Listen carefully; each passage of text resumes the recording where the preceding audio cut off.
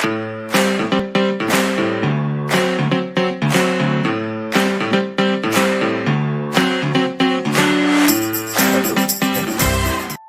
teman pemilih, isi kabar taka?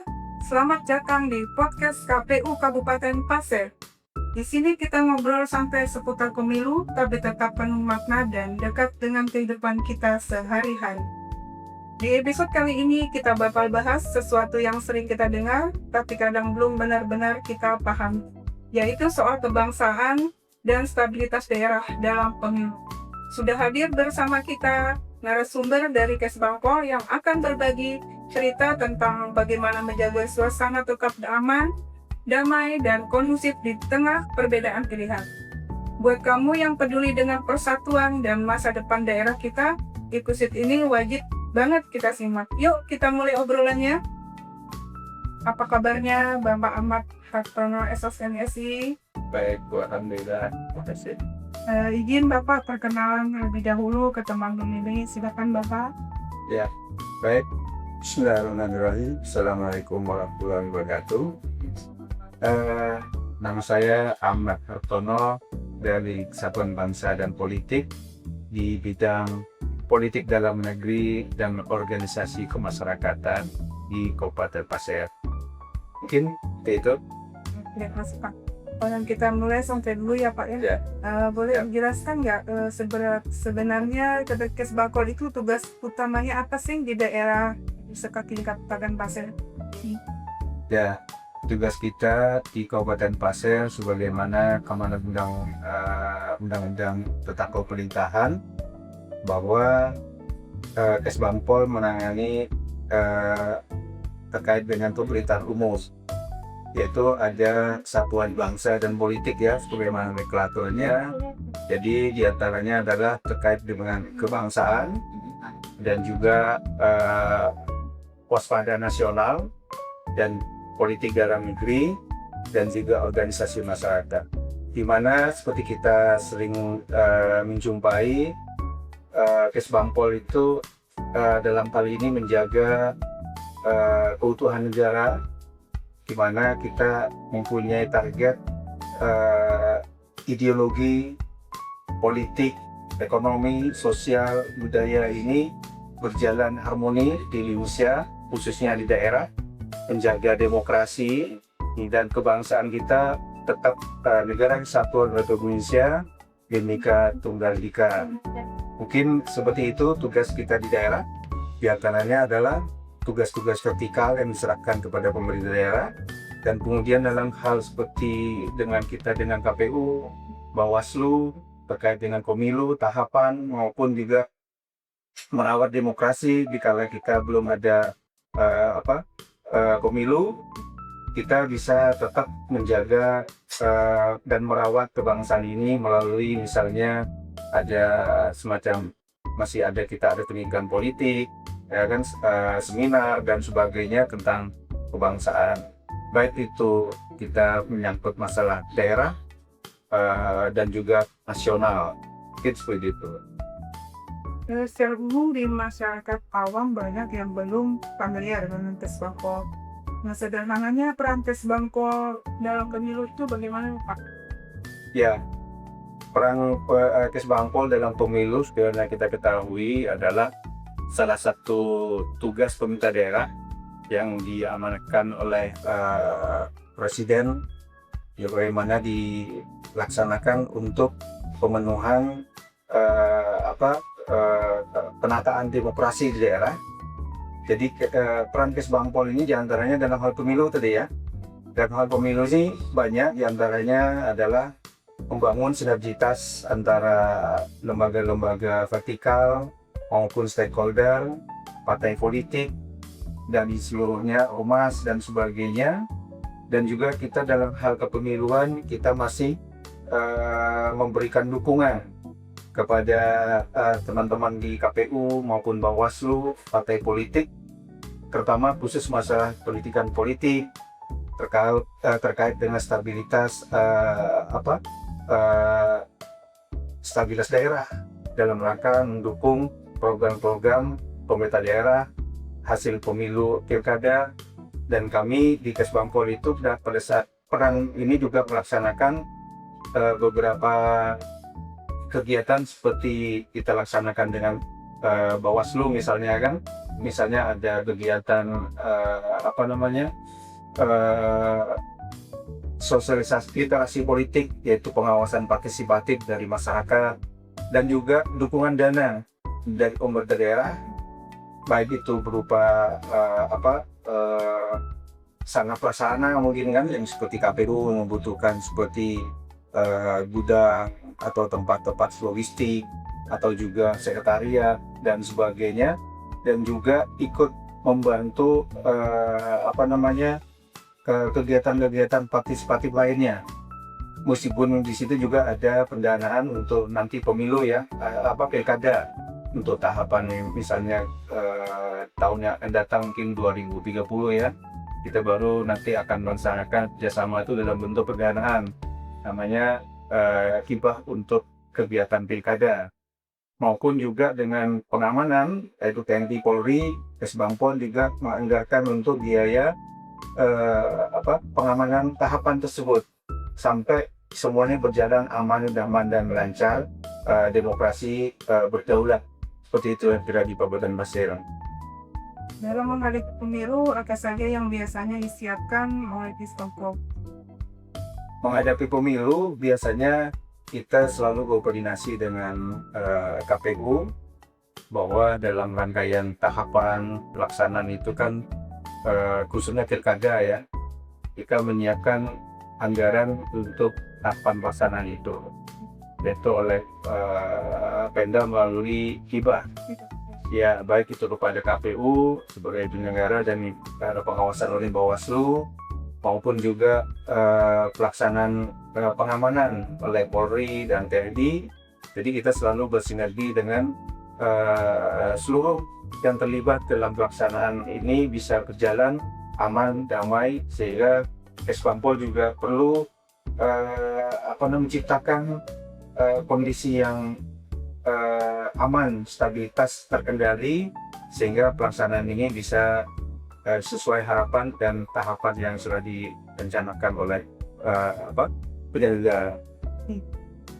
Kesbangpol sering dikaitkan dengan stabilitas daerah. Maksudnya stabilitas seperti apa sih, Pak? Ya, stabilitas daerah ini kan terkait dengan dukungan kepada pelaksanaan seperti pemilu itu ya.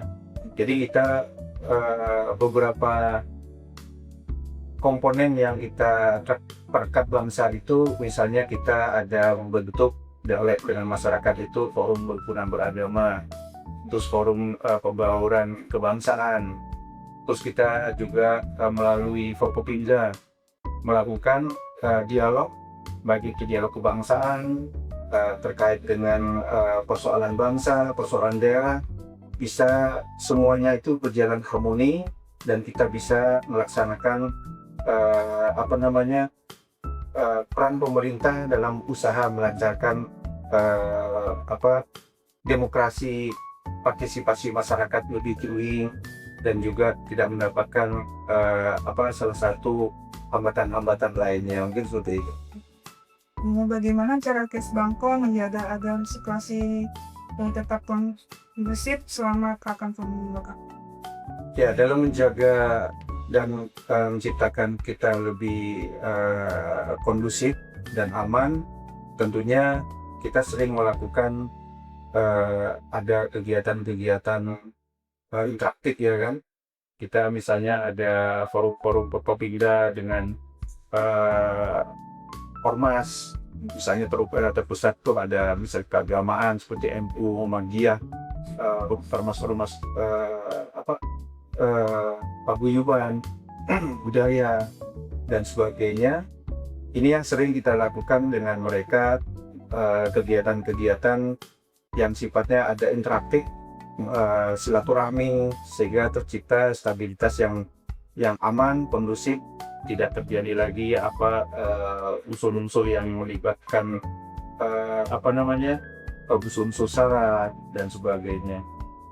Apakah Kesbangpol juga bekerja sama dengan KPU dan pihak lain dalam menjaga dan kan? Ya, kita selama ini kan selalu dalam banyak hal kita bekerja sama ya kan. Mulai kami juga sering berkunjung atau dari KPU juga berkunjung ke tim Kesbangpol maupun juga di beberapa OPD yang lain terkait dengan beberapa hal yang harus mungkin dibicarakan kerjasama, baik itu pada saat pemilu atau sesudah pemilu. Jadi kerjasama dalam hal ini, misalnya seperti yang saya sampaikan tadi itu bisa jadi kita dengan Bawaslu atau dengan KPU terkait dengan merawat demokrasi, mengawal sampai pemilu yang akan datang ini, kita masyarakat masih mempunyai semacam kritis lah kan terkait dengan budaya-budaya kita yang selama ini di beberapa media sosial tidak apatis lah gitu ya terkait dengan masalah pemilu dan sebagainya. Baik Pak, buat anak muda di Kasel, peran mereka dalam menjaga persatuan saat pemilu ini seperti apa? Buat anak muda ya yang ada di Kabupaten Pasir yang kita buat tadi yang selama ini memang kita sudah menyasar di beberapa sekolah atau perguruan tinggi maupun organisasi-organisasi pemudaan dalam rangka merawat demokrasi menjelang pemilu nanti 2029. Kita sudah melakukan upaya seperti pendidikan politik, kita juga melakukan kerjasama dengan DPR terkait beberapa hal yang mungkin dengan anak-anak muda sekarang yang mungkin punya wawasan kebangsaan di mana kita banyak dari perubahan-perubahan dalam regulasi pemilu ini mungkin banyak yang belum tahu, misalnya terkait dengan putusan MK yang kemudian beberapa dalam undang-undang pemilu itu ada perubahan, apakah nanti akan ada pemilu di 2009 itu pemilu nasional atau nanti ada perubahan nanti di pemilu daerah atau pemilihan-pemilihan yang semuanya berkembang, semua itu disampaikan oleh partai politik. Misalnya apakah nanti anak muda ini mengetahui bahwa regulasi itu ada perubahan, misalnya DPR memilih kepala daerah atau mungkin masih melakukan pemilihan langsung pada pemilih. Nah ini juga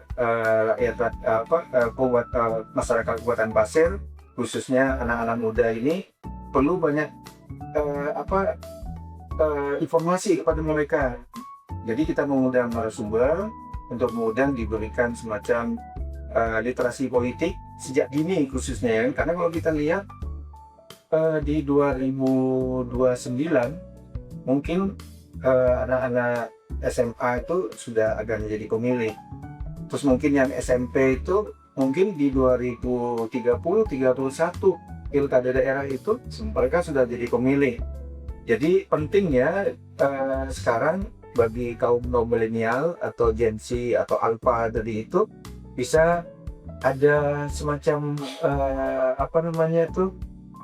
ruang gitu kan, ada ruang diskusi, ruang bertanya, terus kemudian mencari lah beberapa kebijakan yang mungkin mereka itu punya nalar partisipasi politiknya tinggi.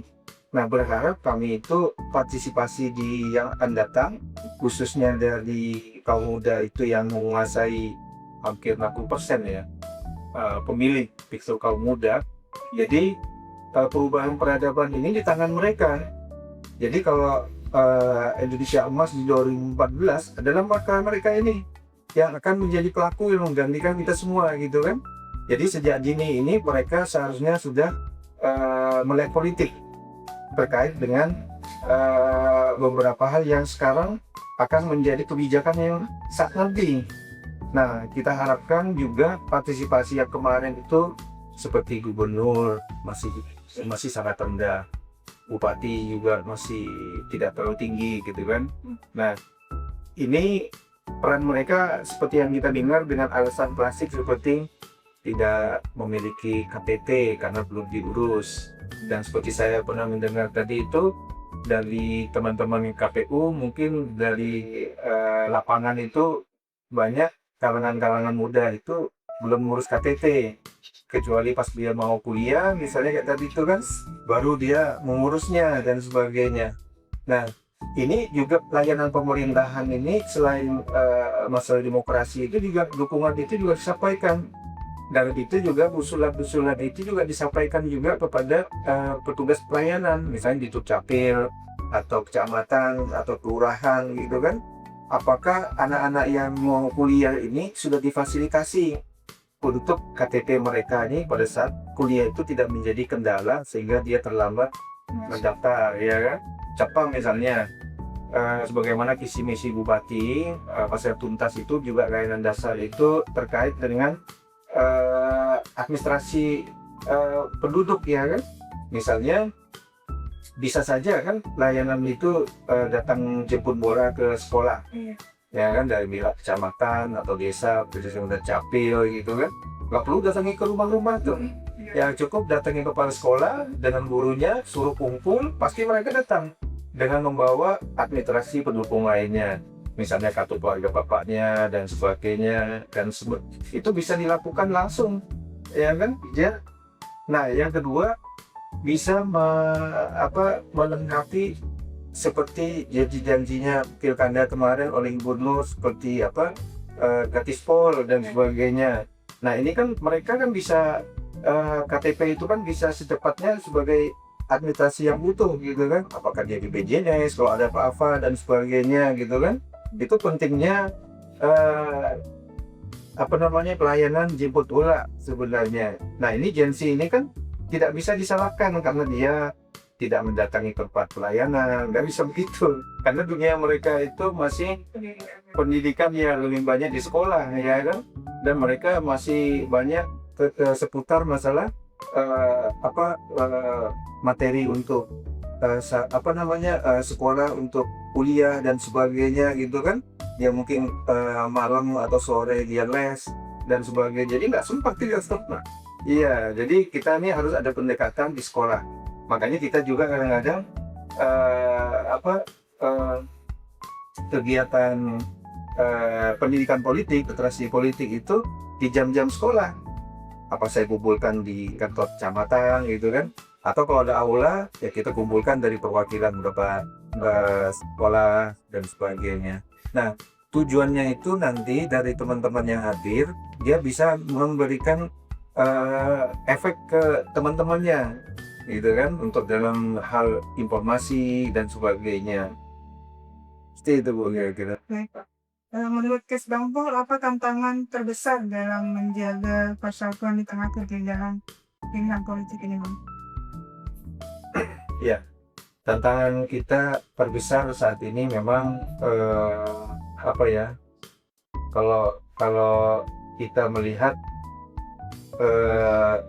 masyarakat ini pada saat kita dunia digital, ya kan, semua orang melihat apa yang ada terlintas secara algoritma itulah informasi yang mereka tahu dan mereka yakini gitu kan, tanpa ada diskusi atau mendengar dari pertemuan-pertemuan yang resmi, dan semua itu banyak potongan-potongan dari video dan sebagainya yang disampaikan ke masyarakat melalui media sosial yang sifatnya itu mungkin ada semacam tadi itu hoax dan sebagainya. Nah, kita menghindari itu semuanya, kita dengan pihak terkait antara instansi vertikal, polisian, mungkin TNI dengan Kominfo dan sebagainya, terkait dengan beberapa persoalan-persoalan yang masyarakat itu lebih paham dari apa yang kegiatan yang kita akan lakukan, misalnya terkait dengan kebijakan pemerintah masalah pusat, ya kan, masalah EBB misalnya kan, terus di daerah itu mungkin masalah pembangunan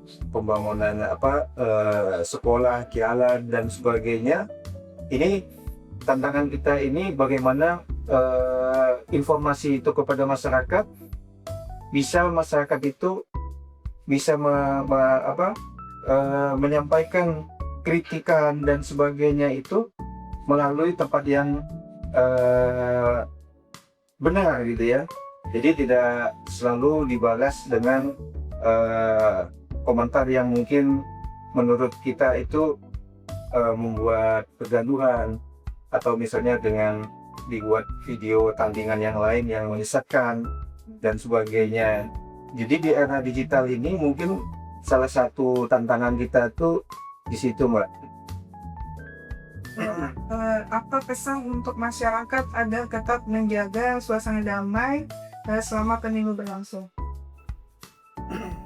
Yang pesan kita kepada masyarakat bahwa kita selama ini menjunjung tinggi ideologi Pancasila, nilai-nilai Pancasila dan Undang-Undang Dasar, bahwa kita selalu diwajibkan, baik itu secara adat, agama dan sebagainya, itu wajib menjaga kerukunan setiap kita di lingkungan dimanapun, apakah itu di sosial masyarakat, di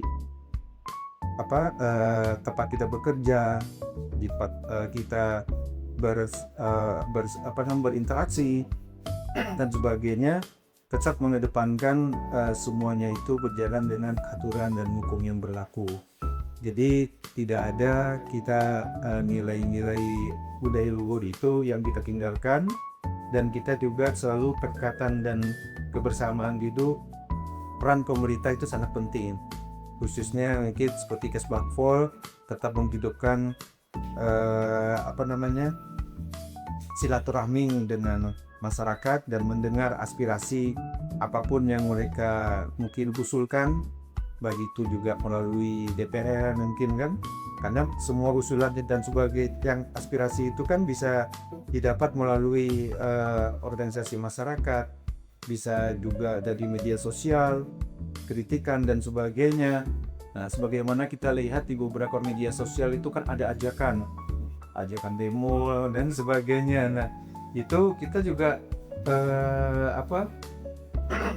menjadi kewaspadaan kita gitu kan, bahwa di masyarakatku sebenarnya informasi itu tanpa ada wartawan yang bisa menyampaikan hari itu live dan sebagainya, itu sudah masyarakat sudah bisa menjaga ketertiban, keamanan, utuh stabilitas daerah kita, membangun investasi yang ada di Kabupaten Pasir ini khususnya bisa berjalan dengan damai, aman dan lancar. Baik. Iya. Dan tidak terasa obrolan kita hari ini sudah sampai di akhir. Dari diskusi tadi kita jadi paham bahwa pemilu bukan cuma soal memilih, tapi juga soal menjaga kebersamaan, menghargai perbedaan, dan tetap menjaga persatuan. Terima kasih banyak kepada narasumber dari Kesbangpol atas insight yang sangat bermanfaat. Buat teman pemilih, ingat ya, beda pilihan itu biasa, tapi tetap rukun itu yang utama. Terima kasih sudah mendengarkan podcast KPU Kabupaten Pasir. Sampai ketemu di episode selanjutnya. Saya Idam Purwati pamit kundur sebagai host di episode kali. Walau manin asobian shalom, hari esok harus lebih baik daripada hari ini. Bye-bye.